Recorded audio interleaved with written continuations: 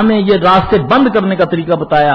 حالانکہ جب نکاح ہوتا ہے، یہ قابل غور بات ہے میرا بھائی، جب نکاح ہوتا ہے تو جب دو جنسیں آپس میں ملاپ کرنے سے پہلے پیارے نبی صلی اللہ علیہ وسلم ایک دعا فرماتے ہیں کہ میاں اپنی بیوی کے پیشانی کے بال پکڑ کے وہ یہ دعا پڑھے. جاؤ اس دعا کو ذرا آزما کر دیکھو.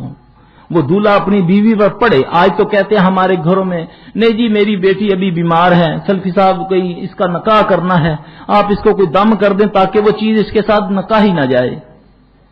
میرا بھائی اللہ کے نبی صلی اللہ علیہ وسلم کی طرف ذرا آؤ، پھر تمہیں ان مصیبتوں سے نجات کیسے ملتی ہے یہ تمہارا تصور بھی نہیں ہوگا. اللہ کے نبی صلی اللہ علیہ وسلم جب وہ دعا فرماتے ہیں تو ہم نے آزما کر دیکھا، لوگوں کو بتا کر دیکھا، جب پیشانی کے بال پکڑ کے میاں اپنی بیوی کے پاس یہ دعا پڑھتا ہے، اللہ اس کے ساتھ آنے والی جتنی شیاطین کی بیماریاں ہیں وہ سب دور کر دیتے ہیں. پہلے دن کوئی لمبے چوڑے چلے قلے کی ضرورت نہیں، کسی پیر کی بیعت کی ضرورت نہیں ہے، یہ دعا. پھر اس کے بعد ضرورت کی دعا.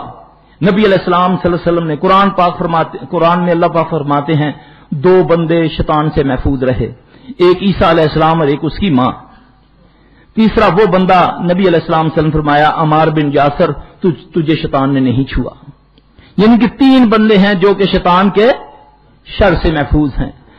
ہاں وہ اولاد جو اس والد نے یا اس کی ماں نے وہ دعا پڑھی ضرورت کے وقت، بسم اللہ اللہم جنبنی الشیطان و جنب الشیطان وما رزقتنا، اس دعا کے بارے میں نبی علیہ السلام صلی اللہ علیہ وسلم نے بتایا جس نے یہ پڑھی اللہ نے اس وقت اس کو کسی اولاد سے نوازا، وہ بچہ ہے یا بچی ہے، جب تک وہ دنیا میں رہے گا شیطان کبھی اس کو چھو نہیں سکے گا.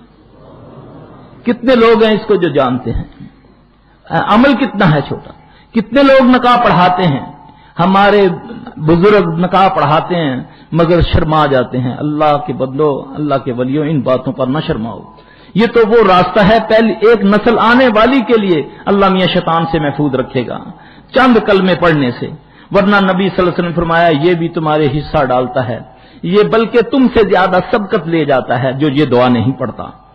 اب ٹوائلٹ میں جاؤ تو یہ دعا پڑھو، گھر سے نکلو یہ دعا پڑھو، ہاتھ دھو کر کھانا کھاؤ، بیٹھ کے کھانا کھاؤ، دائیں کروٹ سو، جوتا بیٹھ کے پہنو، گھر میں داخل ہونے کی دعا. یہ دعائیں ہیں اصل جو تمہیں محفوظ رکھیں گی. ورنہ اس کو اللہ نے اتنی قوت دی ہے، نبی ہو یا کوئی عامی ہو یہ اس کو نہیں چھوڑے گا جب تک وہ اللہ کی پناہ میں نہیں آ جائے. اب اس کے لیے دعائیں یاد کرو. کوئی اس کام کے لیے کوئی لمبی چوڑی ریاضت کی ضرورت نہیں.